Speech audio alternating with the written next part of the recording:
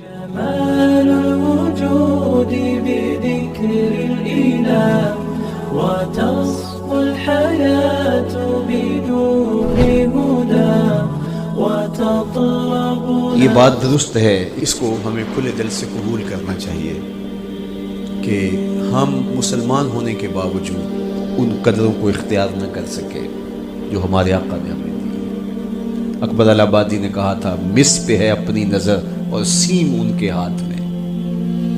ہم تو تانبے پہ نظر جمائے ہوئے ہیں اور چاندی وہ لوگ لے گئے. اقدار عالیہ، رویوں کی خوبصورتی، قوانین کی بالادستی اور زندگی کا بہت سارا جمال وہ ہم سے چھین کے لے گئے. یہ خزانہ ہمارا تھا، لیکن صاحب جام اسی کا جو بڑھ کے تھام لے، جو بھی محنت کرے. ایک وہ زمانہ بھی تھا کہ شارلمان اس کے لارڈز ابھی دستخط کرنے کی مشق سے گزر رہے تھے. ابن حزم کے قلم سے 1000 کتابیں نکل چکی تھی. وہ زمانہ بھی ہم نے دیکھا جب پیرس میں کیچڑ تھا اور بغداد عروس البلاد کہلاتا تھا. ہم نے وہ دور بھی دیکھا ہے جب وہ سواد آشنا بھی نہیں تھے، حرف آشنا بھی نہیں تھے، اور ہمارے منجم ستاروں پہ کمندے ڈالتے تھے. جب ہم محنت کرتے، خدائے زندہ زندوں کا خدا ہے، یہ اس کا اصول ہے، یہ اس کا ضابطہ ہے.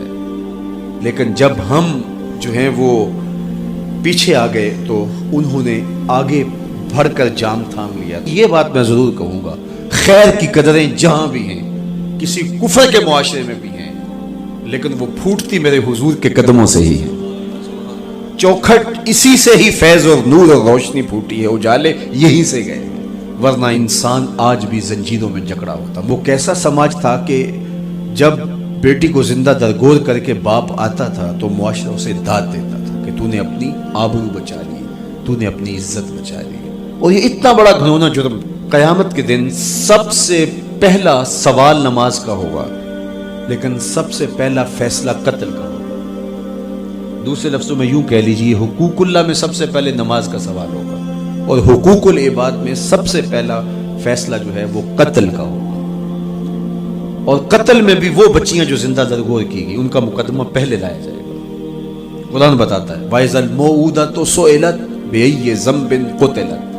قبروں میں گڑی ہوئی بچیاں اٹھائی جائیں گی، اللہ کی عدالت ہوگی، ان کے ظالم باپ کٹہرے میں کھڑے ہوں گے. اللہ ان بچیوں سے پوچھے گا، بِأَيِّ ذَنبٍ قُتِلَتْ، تمہیں قتل کیوں کیا گیا؟ اب ان بچیوں کو تو پتہ ہی نہیں ہمیں کیوں قتل کیا گیا. ابھی آنکھ کھلنے نہیں پائی تھی کہ بند کر لی گئی، زبان بولنے نہیں پائی تھی کہ نوچ لی گئی، زندگی کا پھول ابھی کھلا ہی نہیں تھا کہ مرجھا گیا. انہیں تو پتہ ہی نہیں ہمارے ظالم باپوں نے یہ قیامت کیوں اٹھائی، یہ غضب کیوں توڑا، ہمارے معصوم دامن پہ کون سا داغ دیکھا کہ ہمارے ظالم باپوں نے ہماری زندگی نوچ لی. کہتے ہیں گڑھا کھودتے تھے، تاریخ پڑھیں، دل آج بھی خون کے آنسو روتا ہے. اور گڑھا کھود کر کے اس میں کھلونے رکھتے اور بچی وہاں بیٹھ جاتی اور کھلونوں سے کھیلنے لگتی، اور وہ اوپر سے ریت ڈالتے، اور وہ بچی پہلے پہل تو اس کو کھیل سمجھتی اور وہ اس کھیل میں خود شریک ہوتی. لیکن جب اس کے کندھوں سے اوپر تک ریت بڑھتی اور اس کی سانس دبنے لگتی، پھر اسے سمجھ آتی یہ کہانی کوئی اور ہے. پھر وہ معصوم اور ننھے ہاتھ جوڑ کے اپنے باپ سے زندگی کی بھیک مانگتی، لیکن ظالم سفاک باپ ریت ڈالتا اور یوں اس کی سسکیاں، اس کی آہیں، اس کی چیخیں، اس کے آنسو اس ریت میں دب جاتے. اور اس معصوم ننھی چڑیا کے لیے نہ کوئی موم بتیاں جلانے والے تھے، نہ کوئی اس کے لیے احتجاج کرنے والے تھے، اور نہ کوئی اس کی FIR کٹتی تھی. باپ کو بھی داد ملتی، ماں کو بھی داد ملتی. معاشرہ صفاق اس پہ ماتم کرنے کی بجائے اس پہ خوشیوں کا اظہار کرتا. پہلی آواز پورے عرب میں جو اٹھی اور بلند ہوئی وہ میرے حضور کی تھی، بیٹیوں کو قتل کرنے والوں سن لو، میری فاطمہ میرے جگر کا ٹکڑا ہے. یہ پہلی آواز تھی.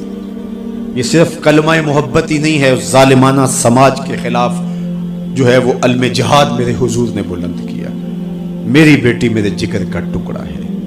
اور کہا جو 2 بیٹیاں 2 بہنیں اللہ کی رضا کے لیے پروان چڑھائے اور ان کا نکاح کر دے، قیامت کے دن وہ یوں میرے نیڑے ہوگا جس طرح یہ 2 انگلیاں کہی. یہ جب میرے حضور نے فرمایا، مجمع سے ایک شخص کھڑا ہو گیا، حضور کیا جس کی 2 بیٹیاں نہیں ہیں اس کو یہ اعزاز نہیں ملے گا؟ کسی بیچارے کی 2 بیٹیاں نہ ہو، 1 بیٹی ہو، تو کیا اس کو یہ احساس نہیں ملے گا کہ وہ آپ کا ساتھ پائے؟ حضور نے فرمایا اسے بھی ملے گا. لیکن میں آپ کو دعوت فکر دیتا ہوں کہ اس سوال کے پیچھے کی کیفیت دیکھیے. اس کی ایک بیٹی تھی، کہاں بیٹیاں زندہ درگور ہو رہی ہیں اور کہاں ایک بیٹی والا کہتا ہے کاش کہ میری بھی 2 بیٹی. یہ تھا لایا ہوا میرے حضور کا نظام. بیٹیوں والے فخر کرنے لگے کہ ہماری بیٹیاں، یہ ہماری بخشش کی. وحين من زاح بدر لا غشاء له تورق الصبح في كفي وانتصباها